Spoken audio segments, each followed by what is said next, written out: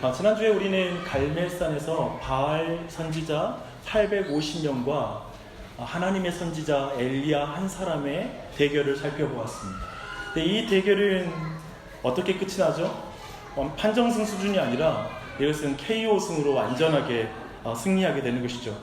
그날 갈멜산에 모인 아합 왕과 이스라엘 백성은 불로 임하는 하나님의 권능을 똑똑하게 목격합니다.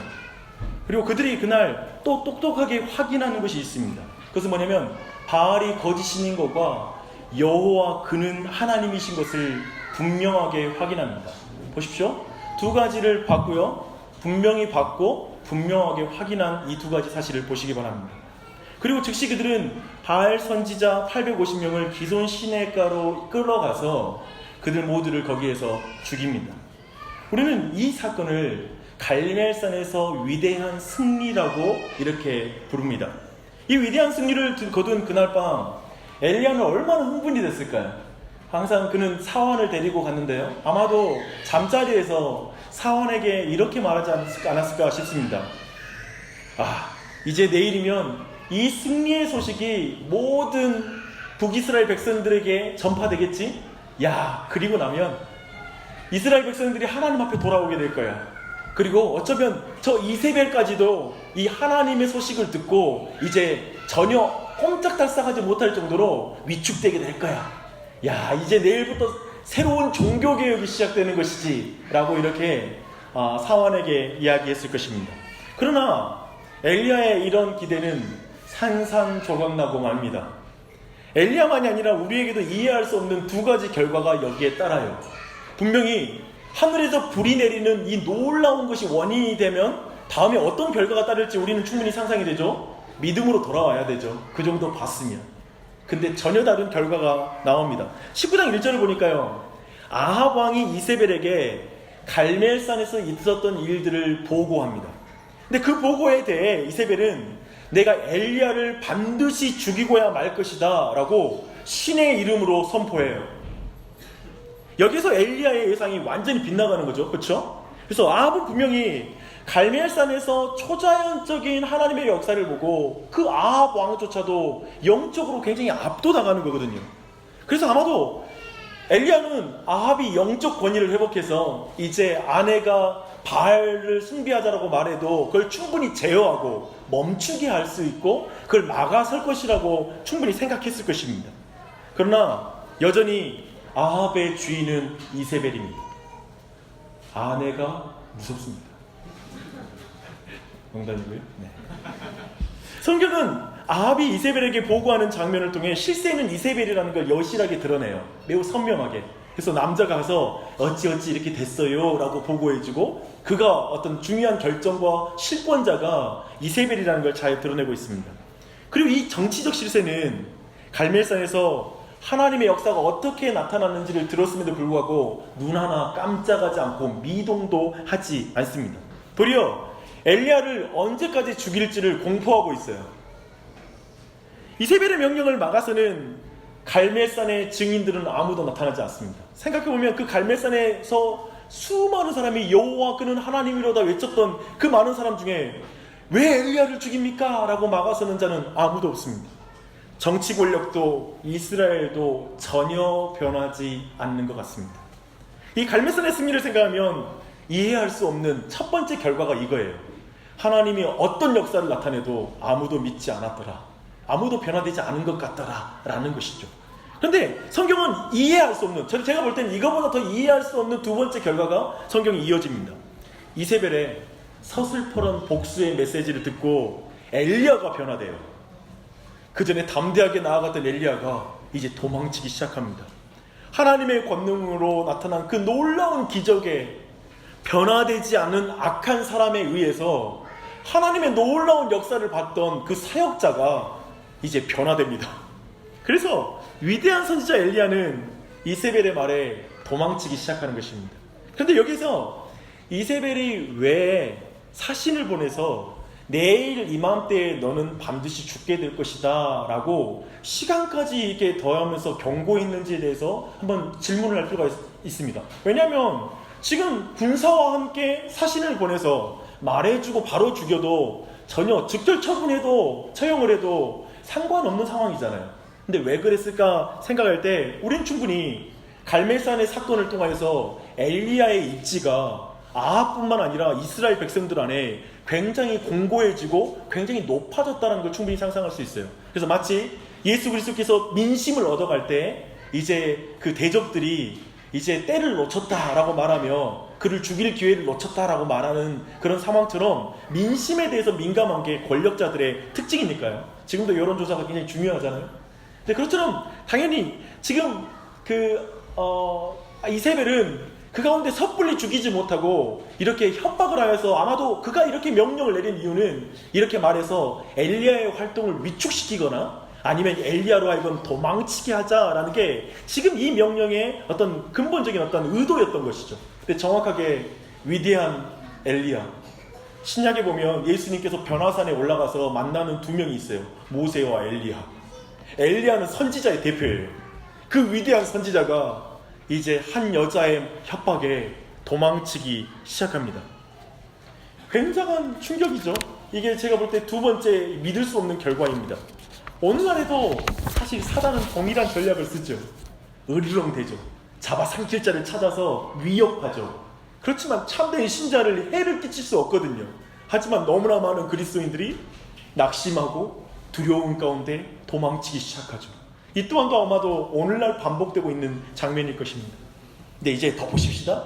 근데 여기서 우리는 엘리야가 도망하는 이유를 우리가 좀 더 살펴볼 필요가 있습니다. 단순히 실세의 이세벨의 협박 때문에 너무 두려워서 도망하는 것일까요? 그가 겁쟁이일까요? 사실 그는 며칠 전에 지금 자기를 찾기 위해서 북이스라엘을 샅샅이 뒤지고 있고 국가 정보망을 통하여 엘리야를 찾고 있는 아합 앞에 먼저 가서 선 사람이거든요. 자기를 죽이겠다고 찾는 사람에게 도망치기는커녕 그 앞에 선 사람으로서 도저히 그가 두려움 가운데 도망치고 있다라고 우리는 생각하기 어렵습니다. 그럼 그가 지금 또한 한편으로 보면 1대 850명과 대결한 사람이잖아요. 뭐 얼마나 이가 겁쟁이겠어요. 그럼 그가 단지 이세벨이 두려워서 정신없이 지금 내빼고 있다, 도망치고 있다라고 우리는 이 말씀을 해석하기 어려울 것입니다. 근데 3절에 왜 엘리야가 도망하는지 그 이유가 있어요. 한번 보시게요. 그가 이 형편을 보고 일어나 자기의 생명을 위해 도망하여 유다에 속한 브엘세바에 이르러 자기의 사환을 그곳에 머물게 하고, 여기에서 이 형편을 보고라는 이 보다라는 그 히브리어 동사가 라입니다. 라. 근데 이 히브리어 동사는 단순히 쭉 보고 눈으로 봤다 이런 수준의 단순한 표현이 아니에요. 한번 따라 하시겠습니다. 그 의미는 숙고하다. 네, 따라하다는 내가 말하면 그 다음에 여러분이 따라해 주는 게 그게 따라하다는 뜻입니다. 제가 할게요. 숙고하다, 번민하다, 조망하다. 지금 엘리야는 지금 도망칠 때 자신이 예상했던 것은 전혀 다른 방향으로 일이 진행돼서 지금 너무나 당혹스러운 거예요. 그러면서 돌아가면서도 지금 도망치면서도 심각하게 숙고하고 그리고 조망하면서 그리고 거기 안에 깊이 번민을 느끼고 있다는 거예요. 번뇌하고 있다는 거예요. 큰 좌절감과 허탈감에 빠진 것으로 보여요. 몸은 도망치고 있지만 지금 그는 아마도 계속 이런 생각을 하고 있는 거예요.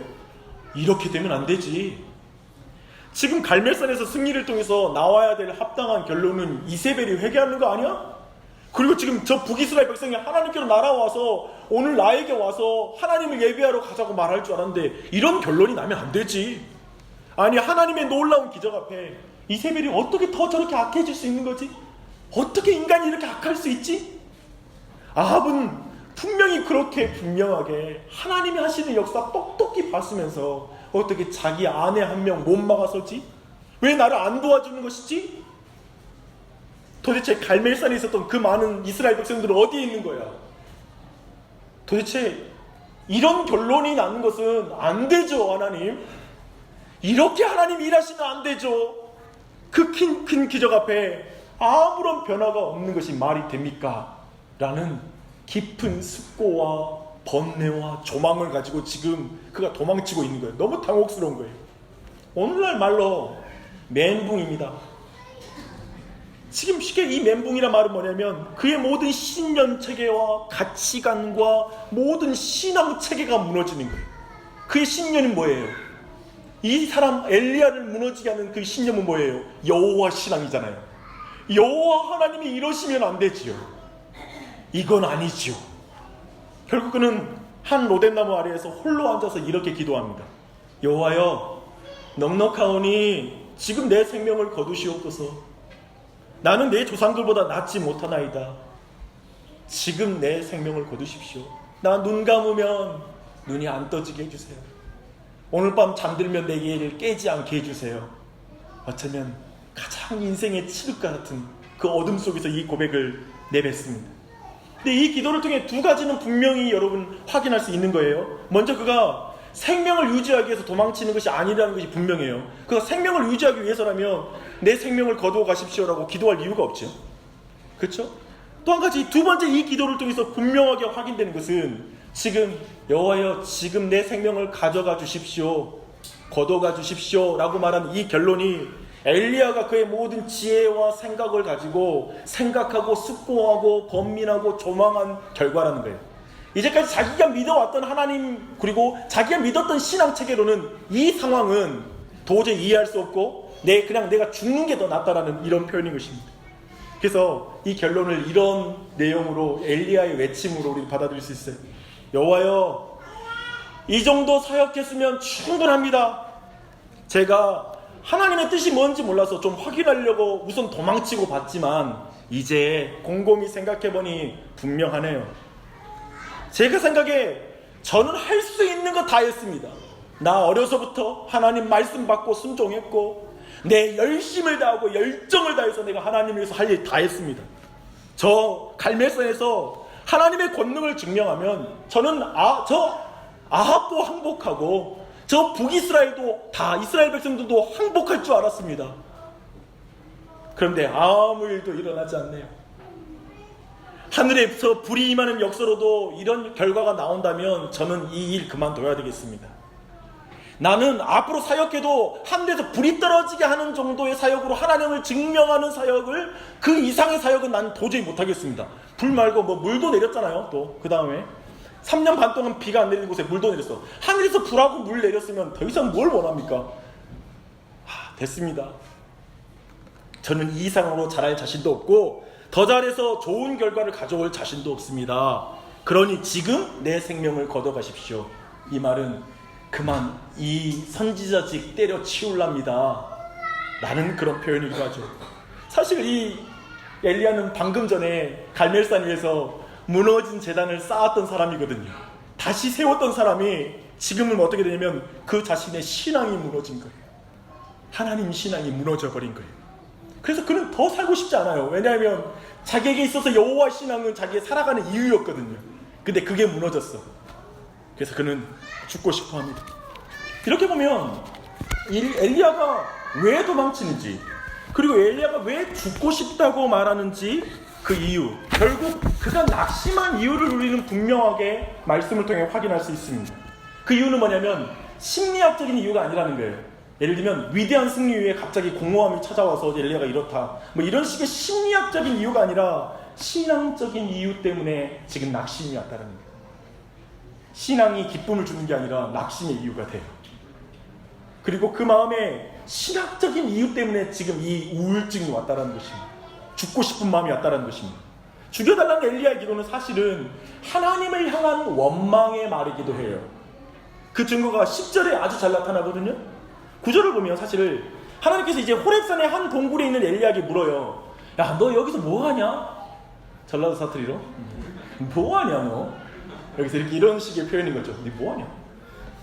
그래서 엘리야가 대답해요.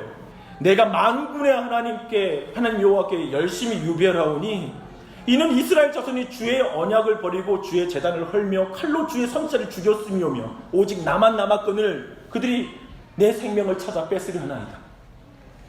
엘리야의 이 대답에서 주목할 것은 뭐냐면 내가 만군의 하나님 여호와께 열심히 유별했다. 이 만군의 하나님이라는 표현이에요. 이 표현 자체가 뭐냐면 모든 군대의 하나님이라는 거예요. 그렇다면 이 말은 사실 약간 하나님을 비꼬는 말이에요. 그 비꼬는 말이라는 것을 한번 쭉 제가 설명드릴게요. 네, 제가 왜 여기까지 왔냐고요?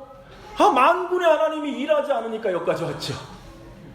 저 이세벨이 죽으려고 할 때 하나님 나 안 막아주니까 여기까지 왔죠. 제가 내 목숨을 찾는 앞에 설 때에 저가 목숨 걸었었습니다. 갈멜산 위에서 850명의 바알 선지자가 만날 때 저 목숨 초계와 같이 나눠줘도 괜찮았습니다. 나는 만군의 하나님께서 모든 대적들을 심판하시고 언약을 버린 이스라엘 백성들을 돌이키실 걸 믿었기 때문에 나는 내 목숨 던질 수 있었습니다. 그런데 주어의 언약을 버리고 제단을 헌 자들이 주님의 선지자들을 죽이더군요. 그들은 전혀 바뀐 것이 없더군요. 그들은 도리어 내 마지막 남은 나의 생명까지 찾아서 오더군요. 만군의 하나님은 그때 뭐하고 계셨습니까? 아이고, 만군의 하나님은 내가 여기서 뭐하고 있냐고요? 내가 여기서 뭐하고 있냐고요? 만군의 하나님은 뭐하고 있습니까? 라는 이런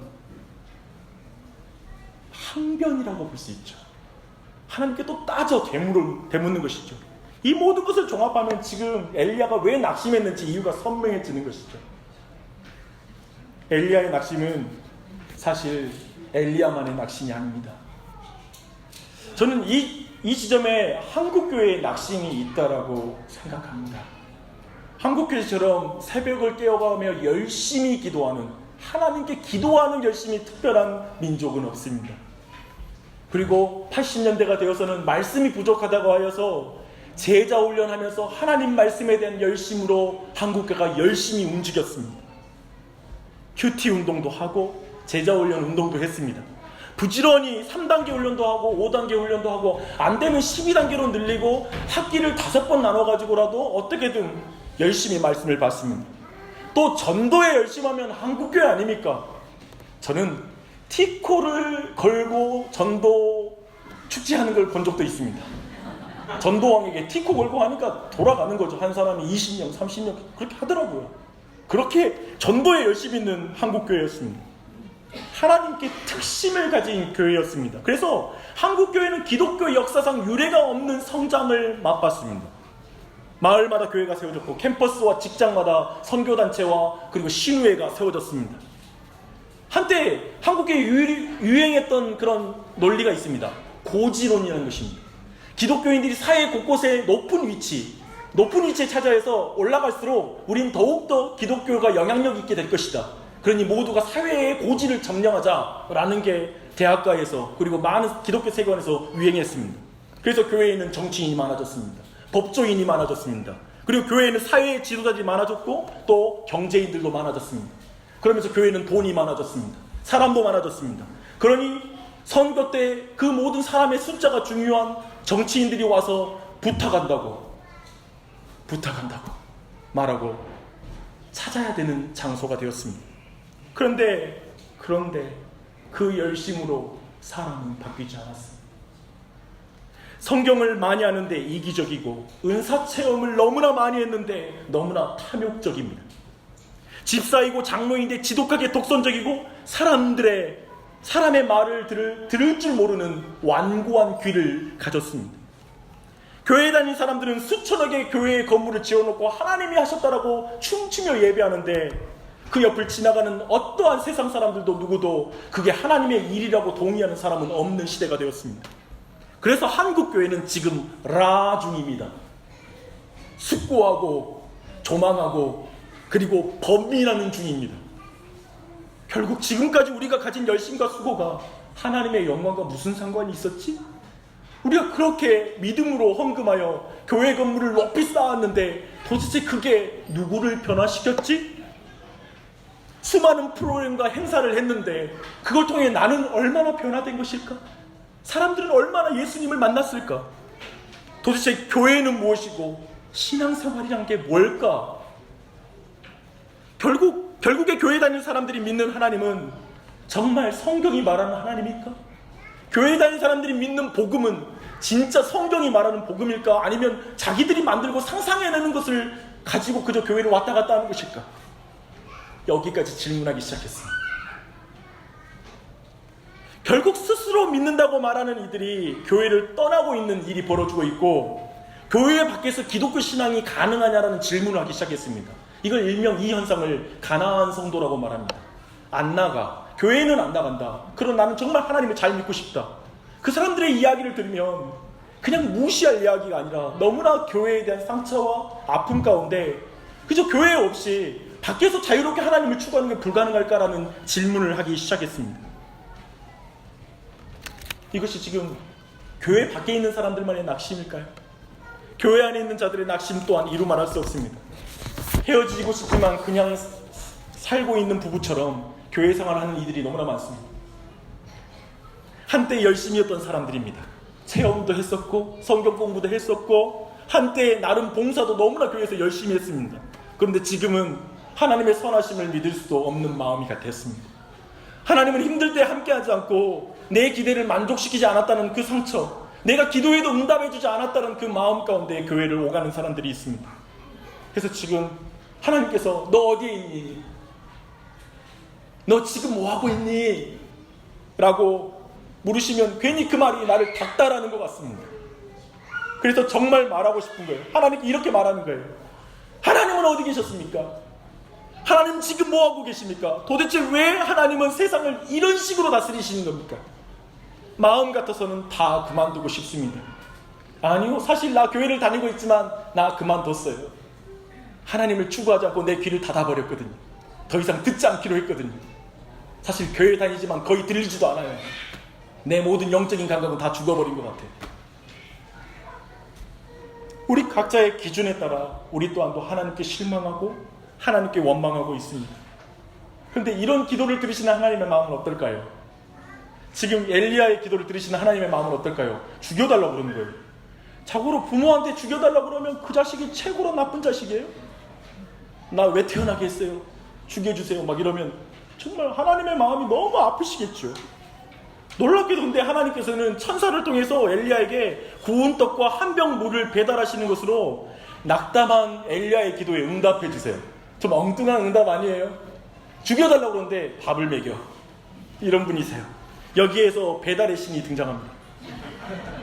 하나님은 계속 천사를 통해 엘리야에게 먹을 것을 배달해 주시며 결국 하나님의 산 호렙으로 엘리야를 인도하십니다. 이 호렙산이라는 이 장소는 굉장히 중요합니다. 여러분, 호렙산 하면 누가 떠오르세요? 모세. 그렇죠? 그런 의미에서 놀랍게도 호렙산으로 엘리야를 인도하는 과정은 독자들로 하여금, 지금 우리 설교를 듣는 우리 모두로 하여금 이스라엘 백성이 호렙산으로 가는 모든 과정들을 연상하게 만들어요. 한번 봐봐요. 지금 엘리야는 호렙산에 가기 위해서 40주 40야를 가요. 그리고 하나님 음성을 들어요. 모세는 하나님의 산에 올라가서 40주 40야를 보내고 나서 하나님의 음성을 듣고 이제 계명을 받지요. 그리고 또한 이 40이라는 숫자는 중요해요. 지금 브에르셰바에서 저 호렙산까지 한 60, 70km의 거리거든요. 그 거리를 40일 동안 가는 것도 힘들어요. 보통 느리게 가지 않고 40일 동안 어떻게 60km면 이틀이면 갈 수 있잖아요. 빠른 걸음하면. 근데 거기를 40일 걸렸으니까.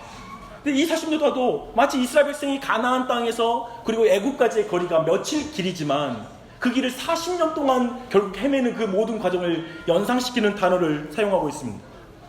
그리고 호렙산의 동굴에서 이제 엘리야가 하나님을 뵙잖아요.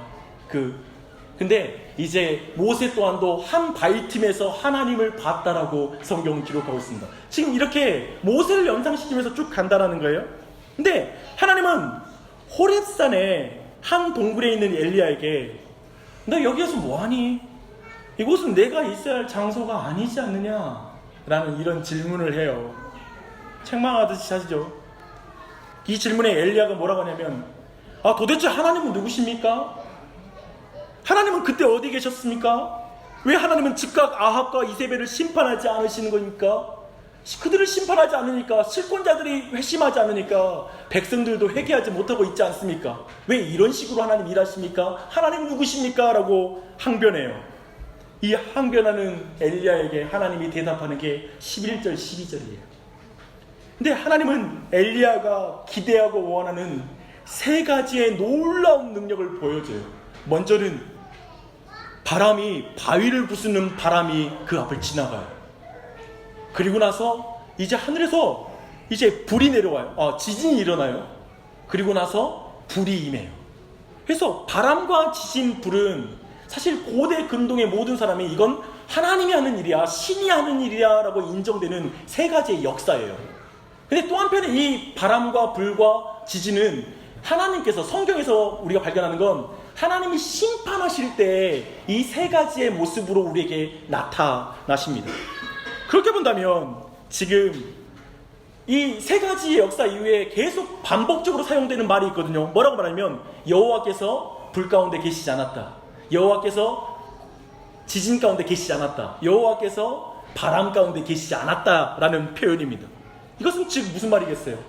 고대 근동의 모든 신관과 종교관을 깨뜨리고 오셨다는 걸 말하고 있는 것이죠. 또 한편에 지금 엘리야는 즉시 아합을 심판하고 이세벨을 심판해 주십시오, 이게 지금 엘리야가 우울증 앓는 이유잖아요. 근데 하나님께서 아니, 지금 즉각적으로 아니다, 내가 정반대로 그 일을 행할 것이다 라고 다른 형태로 말씀하세요. 그래서 네 번째 한 현상에 하나님이 함께 하시는 거예요. 하나님은 바람, 지진, 불 이후에 세미한 소리 가운데 계신다라고 말씀하고 있습니다. 이 말은 직역하면 가느다란 속삭임 소리라고 말할 수 있어요. 눈에 보이는 화려하고 권능 있고 누구나 항복할 수 있는 지진과 불과 바람이라는 방식으로 하나님이 자기 증명을 해내면서 그 백성들을 설득하고 하나님의 사람들에게 믿음을 주는 방식이 아니라 도리어 고요하고 두드러지지 않고 은밀한 방식으로 하나님의 역사를 이끌어가겠다는 거예요. 하나님의 말씀으로. 또한 이 세미한 소리의 의미의 다른 의미 중에 뭐가 있냐면, 석공이 돌 위에다가 그림과 글자를 톡톡톡톡 하면서 새기는 소리라고 볼 수 있어요. 그렇게 이것을 이해하면 여러분, 하나님께서 돌 위에다가 톡톡톡 글이나 그림을 새긴 게 뭐예요? 십계명이죠. 그러니까 돌계명, 돌 위에다가 우리의 계명을 적어준 사건이죠. 그리고 이 장소가 어디죠 지금? 호렙산이죠. 그리고 모든 연결점은 모세와 연결시키죠. 그래서 지금 하나님이 말하는 건 뭐냐면, 너희들이 원하는 건 지진과 불과 기적, 그리고 사람의 병이 놀랍게 치유되는 것, 이 세상 모든 사람이 하나님의 권능이라고 설득될 수 있는 그런 놀라운 방식으로 내가 일해주기를 원할 것이다. 그러나 내가 일하는 건 나의 말을 통하여 할 것이다. 언약의 말씀을 통하여 나는 나의 일을 이룰 것이다. 너희는 지금 즉각 심판하기 원하지, 지금 즉각 모든 결과가 나오길 원하지, 그러면 내가 하나님 믿겠다고 말하지. 아니, 나는 너가 너무 느리다고 생각하는 그 세미한 음성, 가느다라고 긴 그 음성, 그 작아 보이는 그것, 약한 것을 통해 강한 걸 부끄럽게 할 것이고, 인간이 생각할 때 연약한 것을 통하여 하나님의 놀라운 권능을 드러내겠다 라고 지금 말씀하고 있는 것입니다. 이제 말씀을 적용하며 말씀을 마무리합니다. 하나님의 살아계심은, 어떤 사람이 이런 말을 합니다. 하나님의 살아계시는 분명한 증거를 보기 전까지는 하나님의 존재를 믿을 수 없다라고 말하죠. 일명 우리가 뭐 이런 말 하잖아요. 좀 하나님 살아계신 거 좀 나한테 완전 증거로 좀 보여주면 내가 그러면 믿을게 라고 말을 합니다. 유명한 무신론자 칼 세이건은 자신의 소설 컨택트에서 이렇게 말합니다. 만약 하나님이 수천 년 동안 개연성이 없는 구전 전승과 고대 문헌을 수단으로 삼아 우리에게 말하기를 원하셨다면 그렇게 할 수 있었을 것이고, 그렇게 하셨다면 그의 존재에 대한 논쟁의 여지는 남지 않았을 것이다. 이 말이 무슨 말이에요? 그런데 지금 성경이 있는 지금에도 여전히 하나님의 존재에 대한 논쟁이 있지 않느냐. 그러니까 그렇게 성경을 통해서 하나님의 세미한 음성으로 그분의 역사를 나타내는 방식을 난 동의할 수 없다라는 말이죠. 그리고 나서 그는 이렇게 말해요.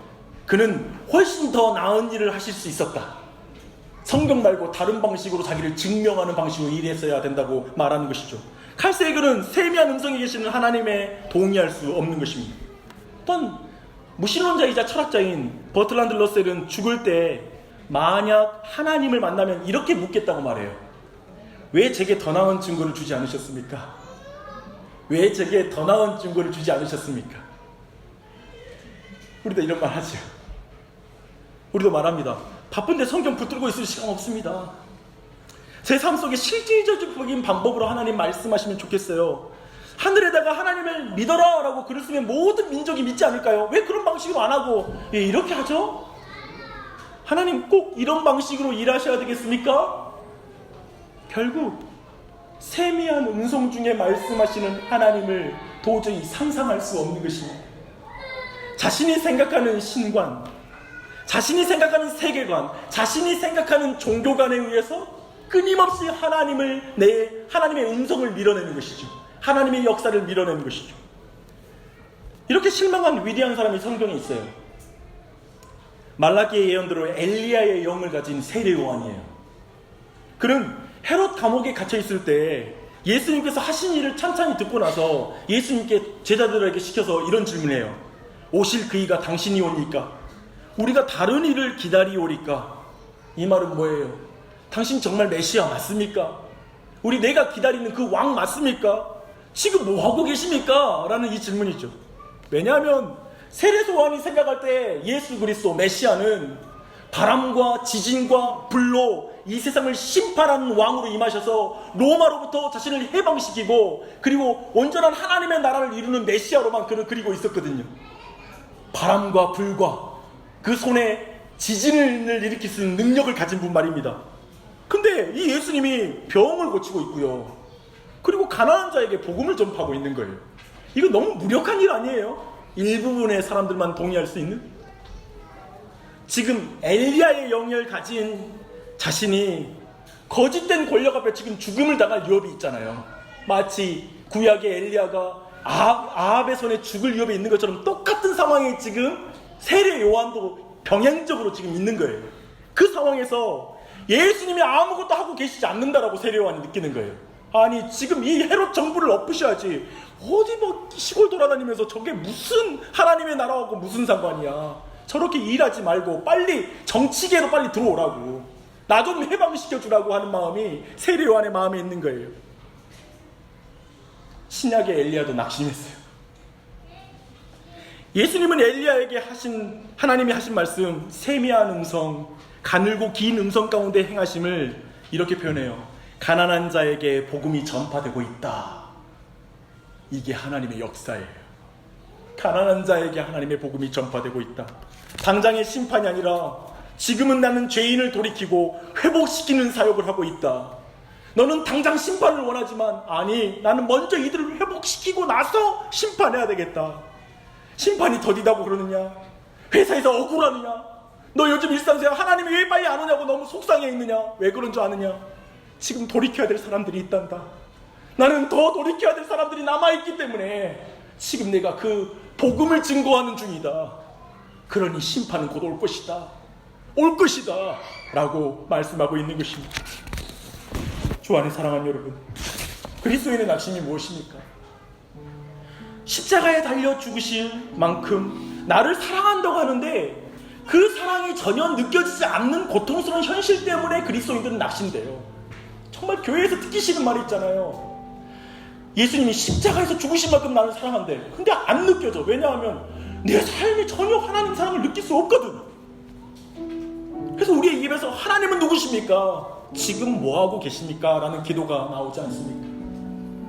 왜 불은 떨어뜨리면서 아합을 안 바꿔요? 참 이해가 안 돼. 불은 떨어뜨리는데 아합은 안 바뀌어.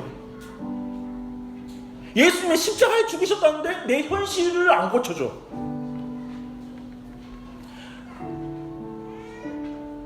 십자가에 그 놀라운 일을 행하시면서 내 배우자는 안 바뀌어요.